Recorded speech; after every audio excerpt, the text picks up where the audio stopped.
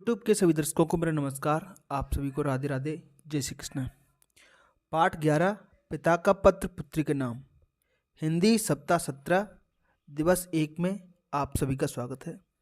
आज की क्लास में प्यारे बच्चों हम हल करने वाले हैं आपका दिवस 1 सप्ताह 17 का। तो चलिए अपनी अभ्यास पुस्तिका निकालिए और मेरे साथ शुरू कीजिए आज का अभ्यास कार्य। जो पाठ्य पुस्तक भाषा भारती है आपकी, उसका ये पाठ 11 है, पिता का पत्र पुत्री के नाम। मौखिक चर्चा से इसकी शुरुआत करते हैं। उम्मीद है आप स्कूल में अपने शिक्षकों के साथ, अपने दोस्तों के साथ या बड़े भाई बहनों के साथ इन पर चर्चा अवश्य करोगे। चोट लगने पर आप किसके पास जाएंगे, कहाँ जाएंगे? तो चोट लगने पर हम डॉक्टर के पास जाना चाहिए। और डॉक्टर कहाँ बैठता है प्यारे बच्चों? हॉस्पिटल में। ठीक है, हॉस्पिटल में हम जाएंगे डॉक्टर के पास। जब फ़ोन नहीं चलते थे तो हमें किसी की खबर कैसे मिलती थी? शिक्षक पत्रों के बारे में। बेटा, जब फ़ोन नहीं चलते थे तो हमें पत्र लिखने होते थे। क्या लिखते थे प्यारे बच्चों? हम पत्र लिखते थे और पत्रों के द्वारा अपनी सूचनाएं हम दूसरों तक पहुंचाते थे। डाकिये की मदद से पत्र एक जगह से दूसरी जगह भेजे जाते थे। पत्र कितने प्रकार के होते हैं?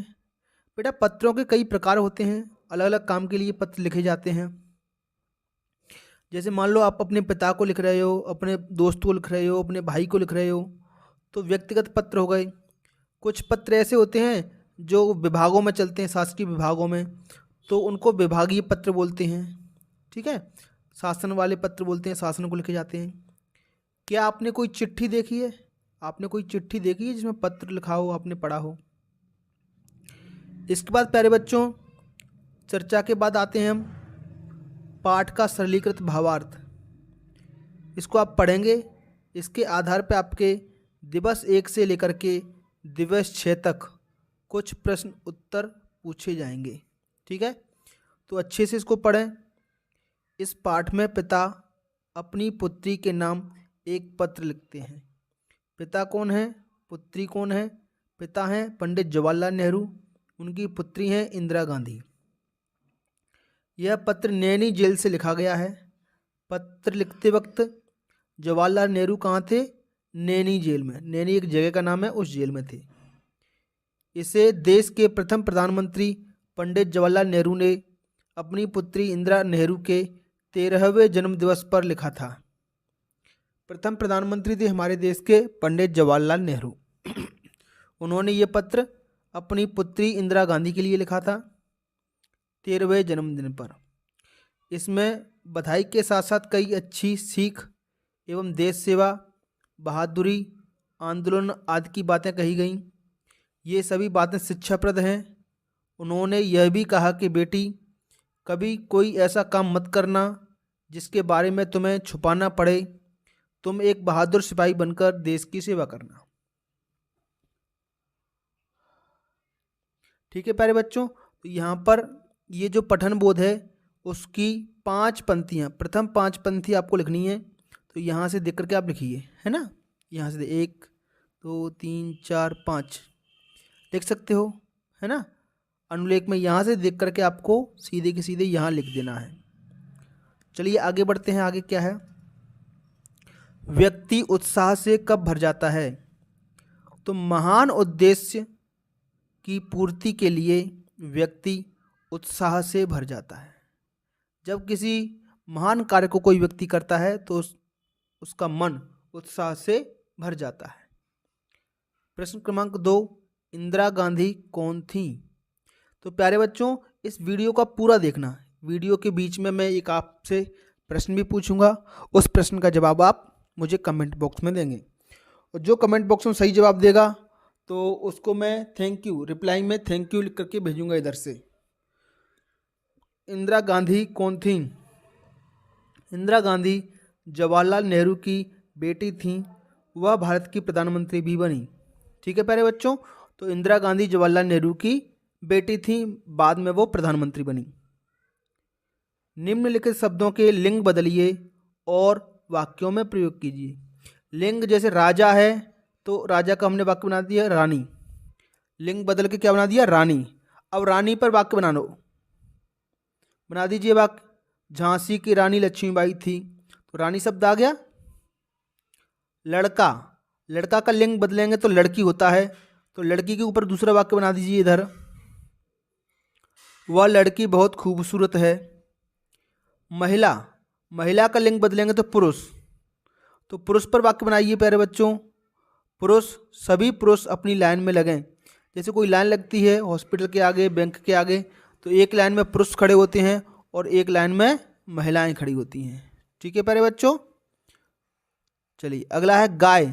गाय का लिंग बदलेंगे तो बैल आएगा, तो 4 नंबर का वाक्य बनाइए। बैल, बैल पर वाक्य बनाएंगे। बैलगाड़ी में बैल लगते हैं। आजकल बहुत कम देखने को मिलती है बैलगाड़ी, उनकी जगह बेटा ट्रैक्टर आ गए हैं। ठीक है, चलिए अगला है बेटा आप सभी के लिए एक धारा प्रवाह पठन। इसको तसल्ली से समझते हुए पढ़ेंगे, बिना अटके पढ़ेंगे, और उसके बाद प्रश्नों के उत्तर आपको लिखने होंगे। तो समझना बहुत जरूरी है बेटा, पढ़ने के साथ साथ समझकर पढ़ें। एक शनिवार को मेरे स्कूल सवेरे का था। शाम को 4 बजे व्यायाम के लिए जाना था। मेरे पास घड़ी न थी। आकाश में बादल थे, इससे समय का पता न चला। बादलों से धोखा खा गया। जब पहुंचा तो सब जा चुके थे। दूसरे दिन मुझसे कारण पूछा गया। मैंने जो बात थी बता दी। उन्होंने उसे नहीं माना और मुझे 1 या 2 आना याद नहीं कितना दंड देना पड़ा। मैं झूठा बना, मुझे भारी दुख हुआ। मैं झूठा नहीं हूँ यह कैसे सिद्ध करूँ? कोई उपाय नहीं था। मैं मन मारकर रह गया। बाद में समझा कि सच बोलने वाले को असावधान भी नहीं रहना चाहिए। अगर मान लो आप कोई काम कर रहे हो, आप सच्चे हो, लेकिन उस बात को सिद्ध कैसे करोगे आप? तो कभी कभी जीवन में ऐसी परिस्थिति आती है। तो लेखक को दुख क्यों हुआ? लेखक को दुख इसी बात का हुआ क्योंकि वो लेट पहुंचा था, देरी से पहुंचा था। उसने जब कारण बताया तो किसी ने उसका कारण माना नहीं, सबको लगा ये झूठ बोल रहा है। बादलों से धोखा खाने से क्या आशा है? बादलों से धोखा खाने से आशा ये है बेटा, उसको लग रहा था कि अभी 4 नहीं बजे हैं, जबकि बादलों की वजह से उसको समय की भूल हो गई थी। लेखक को मन मारकर क्यों रहना पड़ा? तो लेखक को मन मारकर रहना पड़ा क्योंकि वह अपनी बात को सिद्ध नहीं कर पाया। ठीक है, वो सच था, लेकिन सच को वो कैसे सिद्ध करे कि वो सच था? लोग उसकी बात को मान ही नहीं रहे थे। इसलिए सच बोलने वाले को हमेशा सावधान रहना चाहिए।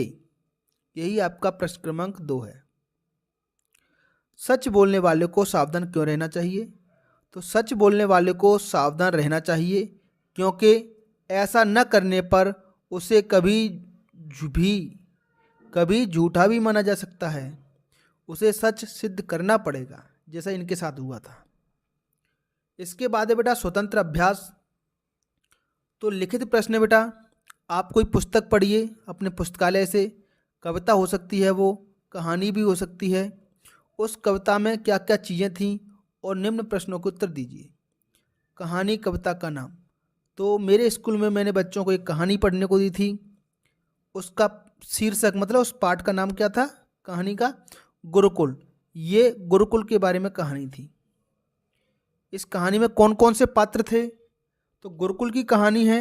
गुरुकुल वो जगह होती है जहाँ पर राजाओं के लड़के पुराने ज़माने में शिक्षा लेने के लिए जाते थे।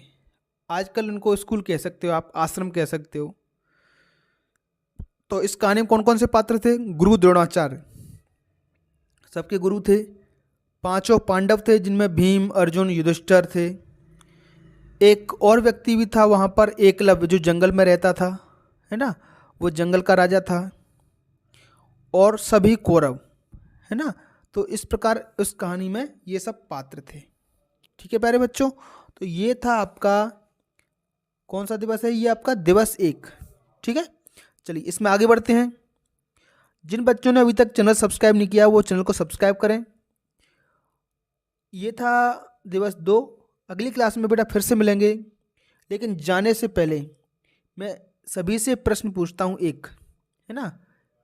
जैसे इस कहानी में आपने देखा था, इसमें लिखा था कि जवाहरलाल नेहरू देश के पहले प्रधानमंत्री थे।